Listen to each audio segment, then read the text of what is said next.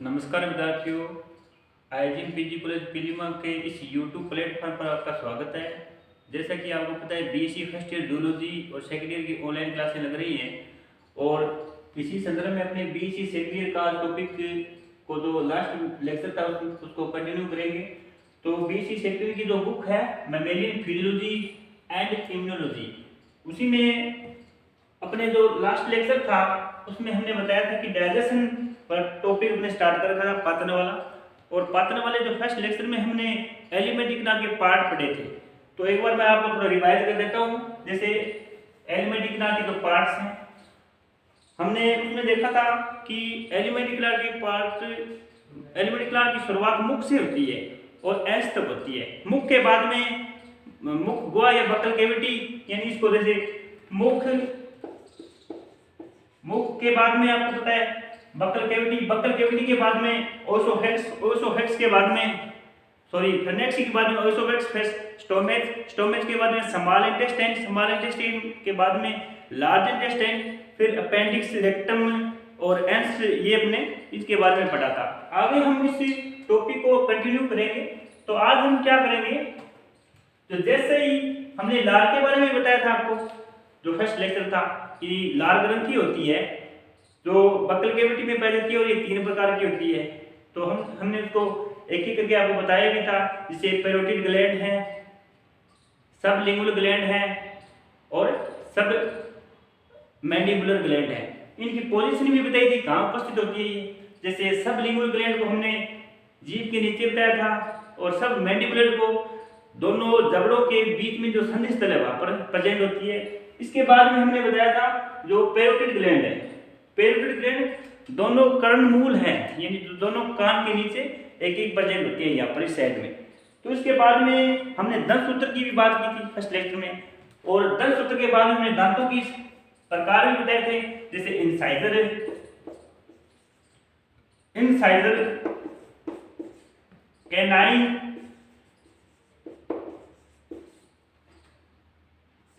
Premolar और molar. इनकी संख्या भी बताई थी, ऊपरी जबड़े में कितने होते हैं और निचले जबड़े में कितने होते हैं। तो इस प्रकार से हमारे फर्स्ट लेक्चर आप देख सकते हो वीडियो में। हमने इसको विस्तार से 10 सूत्र में बताया था, ऊपरी जबड़े में कितने दांत होते हैं, निचले में कितने होते हैं। इंसाइजर तो ध्यान रखोगे आप। फिर कैनाइन है, प्रीमोलर है, मोलर है। आगे हम इसी टॉपिक को अपने कंटिन्यू करेंगे। तो आज का हमारा टॉपिक रहेगा, जैसे ही मुख के अंदर भोजन प्रवेश करता है, यानी लार ग्रंथि के बारे में हमने पढ़ लिया था। अब क्या करते हैं, जैसे लार का स्त्राव होता है तो मुख के अंदर जैसे ही भोजन आ गया, भोजन आने के बाद में हमारे मुख के अंदर 2 क्रियाएं होती है। एक होती है अनकंडीशनल और रिफ्लेक्स और दूसरी होती है कंडीशनल रिफ्लेक्शन। इसको अपने हिंदी में अनुबंधित प्रतिवर्त और इसको अपने प्रतिबंधित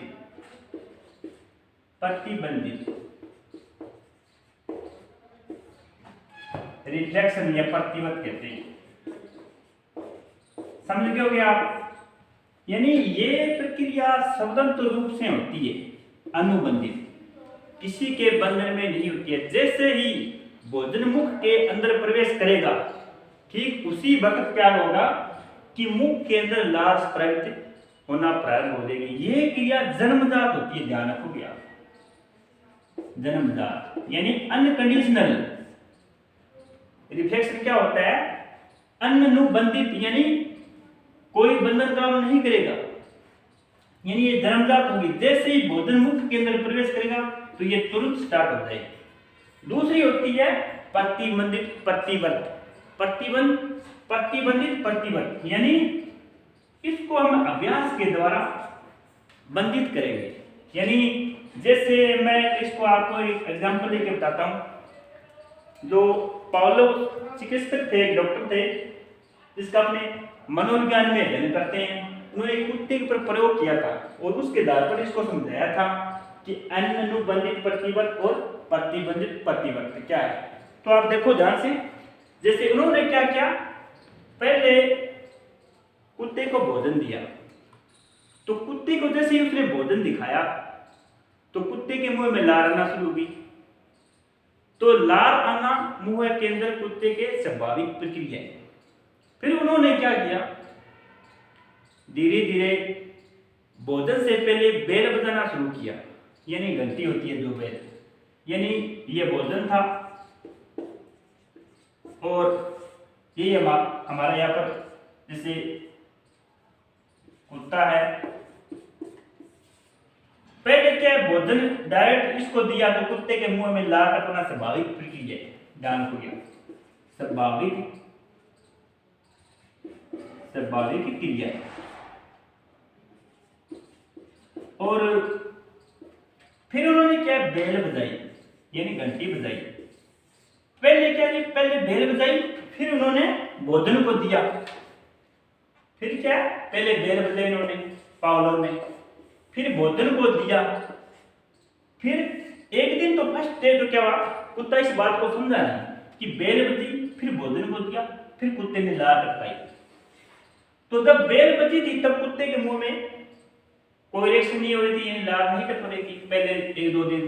फिर धीरे धीरे वो अभ्यस्त हो गया, तो जैसे ही बेल बजती कुत्ते के मुंह में लार टपनी शुरू हो गई थी, यानी अब इस बेल को कुत्ते की लार के साथ में अनुबंधन स्थापित हो गया, प्रतिबंधित हो गई है। तो इस प्रकार से हम अनुबंधित और प्रतिबंधित को समझ सकते हैं कि जैसे बेल बजी, बेल के तुरंत बाद में कुत्ते के मुंह में लार स्टार्ट हो गई और फिर भोजन दिया। और पहले क्या था, भोजन को देकर कुत्ते के मुंह में लार आनी थी, तो इस प्रकार से इस क्रिया को उसको प्रतिबंधित कर दिया। तो हम इस प्रकार से इसको समझ सकते हैं। अब देखो आपने आगे, उम्मीद करते हैं कि आप समझ में आया होगा। अनुबंधित तो क्या है, एक ऐसी प्रक्रिया है जो भोजन के मुख में आते ही लार टपकनी स्टार्ट हो जाएगी या लार ग्रंथि के द्वारा लार स्रावित होगी। और प्रतिबंधित कैसी क्रिया है, इसको अभ्यस्त करेंगे अपने अभ्यास के द्वारा, ठीक है ना। तो आप ध्यान रखोगे, जैसे अभ्यस्त कैसे करते हैं इसको, भोजन को देखकर सिंक ऑफ फूड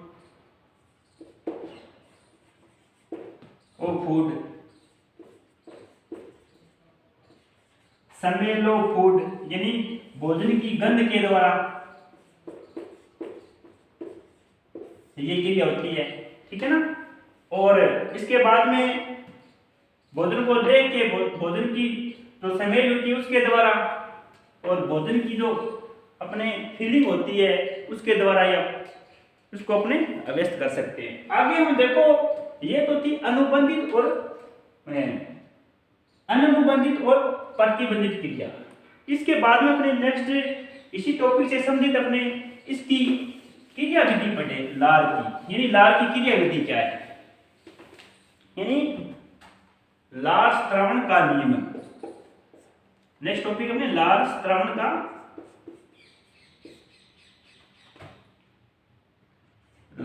का नियम, यानी नियम किस प्रकार से होगा।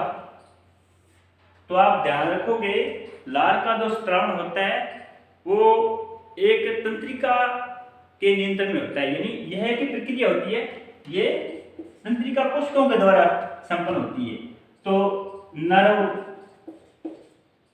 नर्व सेल, नर्व तंत्रिकाओं के द्वारा ये लार का स्त्रावण नियंत्रित होता है, ध्यान रखोगे आप। अब इसमें आप ध्यान रखोगे, इसमें दो प्रकार की तंत्रिका होती है, ये दो प्रकार की तंत्रिका होती है। एक तो होती है, यानी लार का जो स्त्रावण है उसका नियंत्रण तंत्रिकाओं के नियंत्रण में होता है, ब्रेन के नियंत्रण में होता है, ठीक है ना, न कि किसी हार्मोन एंजाइम के नियंत्रण में।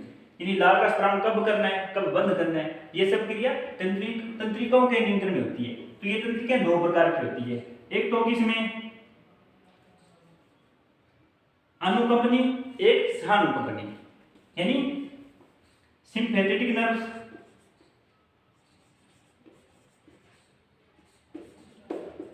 सिंपैथेटिक नर्व, और दूसरी होती है पेरा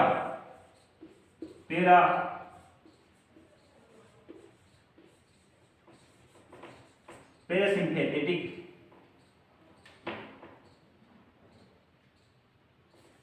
नर्व, यानी इसको बोलते हैं अपने सहानुकंपनी और दूसरी को बोलते हैं अनुकंपनी। यानी इस प्रकार से तंत्रिकाओं के नाम है सिंपैथेटिक नर्व और पैरासिम्पैथेटिक नर्व। तो इसको बोलते हैं सहानुकंपनी और उसको अनुकंपनी।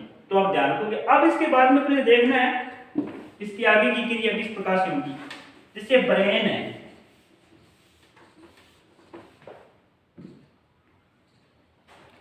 ब्रेन में आपको पता है जो मेडुला ओब्लोंगेटा भाग, मान लो ये ब्रेन है, ये मस्तिष्क है। मस्तिष्क में क्या होता है, ये भाग है मेडुला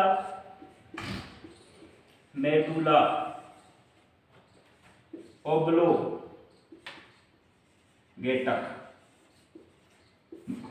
मस्तिष्क में जो मेडुला ओब्लोंगेटा भाग है, यानी ये लार्य है, इस मेडुला ओब्लोंगेटा भाग में लार्य केंद्र होता है, लार्य केंद्र, सेल्वरी सेंटर बोलते हैं इसे, सेल्वरी सेंटर बोलते हैं इसे, सेल्वरी सेंटर। ये सेंटर क्या है, जब उद्दीपित होगा तो इस उद्दीपन की सूचना पैरासिम्पैथेटिक नर्व के माध्यम से लार ग्रंथि तक पहुंचेगी और लार का स्त्रावन होगा। तो ध्यान रखोगे आप, ये सेल्वरी जो लार्य केंद्र है, इस जब ये केंद्र उत्तेजित होगा तो इसकी सूचना पैरासिम्पैथेटिक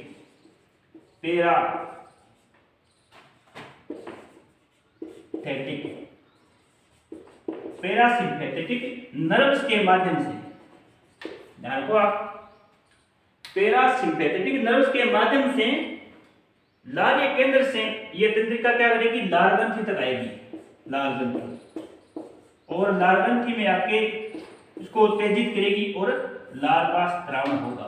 ध्यान रखोगे आप।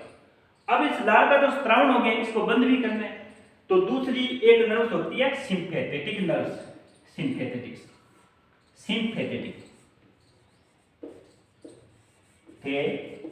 नर्व। ये नर्व क्या करती है, लार का जो स्त्रावन हो गया, अधिक मात्रा में नहीं, एक संतुलित मात्रा में लार का स्त्रावन करना है, आपको बताइए। तो जब ये इस लार का स्त्रावन को संबंधन करना है, इनहिबिशन करना है, तो क्या होगा, इस तंत्रिका के माध्यम से जो ये लार्य केंद्र से जुड़ी होती है, ये संबंधित पदार्थ स्रावित करेगी और लार का क्या होगा, संबंधन होगा। तो ध्यान रखोगे आप, ठीक है ना। एक बार पुनः मैं रिवाइज कर रहा हूं। जैसे अनकंडीशनल और कंडीशनल रिफ्लेक्शन की बात करें, अनकंडीशनल तो अनुबंधित प्रतिवर्त होता है, और जो कंडीशनल रिफ्लेक्शन है वो प्रतिबंधित प्रतिवर्त होता है। तो आप ध्यान दो, अनुबंधित तो क्या है, इस पर ये स्वतंत्र क्रिया होने वाली है। जैसे ही मुख्य केंद्र भोजन प्रवेश करेगा, जैसे ही मुख्य केंद्र भोजन प्रवेश करेगा तो ये क्रिया स्वतः स्टार्ट हो जाएगी, ठीक है ना, ठीक है ना, मुख्य केंद्र। और ये क्रिया क्या है, जैसे भोजन को देख के, भोजन को सूंघ करके, ये इस प्रकार से जो फीलिंग आएगी भोजन के बारे में, तब ये क्रिया उद्दीपित होगी, ठीक है। अब ये अनुबंधित और प्रतिबंधित क्रिया के बारे में के बाद में हम देखते हैं कि जो लार का स्त्रावन होता है, अब वो लार का स्त्रावन किसके नियंत्रण में है या ऑटोमेटिक हो जाता है, तो ये एक तंत्रिका के नियंत्रण में है। यानी ब्रेन के अंदर क्या होता है, मेडुला ओब्लोंगेटा भाग होता है, ठीक है ना, उस भाग में लार्य केंद्र होगा, सेल्वरी सेंटर। अब ये लार्य केंद्र क्या करेगा, इससे दो तंत्रिकाएं जुड़ी होती है, एक तो होती है पैरासिम्पैथेटिक नर्व, दूसरी होती है सिंपैथेटिक नर्व। अब ये पैरासिम्पैथेटिक नर्व क्या करेगी, जब लार का स्त्रावन करना है, भोजन आ गया मुख हुआ केंद्र या एलिमेंट्री कनाल केंद्र, तो क्या होगा, ये लार्य केंद्र क्या होगा, उत्तेजित होगा लार स्त्रावन करने के लिए, और इस तंत्रिका के माध्यम से, पैरासिम्पैथेटिक नर्व के माध्यम से लार का स्त्रावन होगा। इसके बाद में आप देखो, जैसे ही लार का स्त्रावन या भोजन का में लार की कोई आवश्यकता नहीं है, स्टार्च का पतन हो गया है या तो दूसरे पदार्थों का पतन हो गया है, मुख्य रूप से स्टार्च का ही पतन होता है लार के द्वारा, बताइए।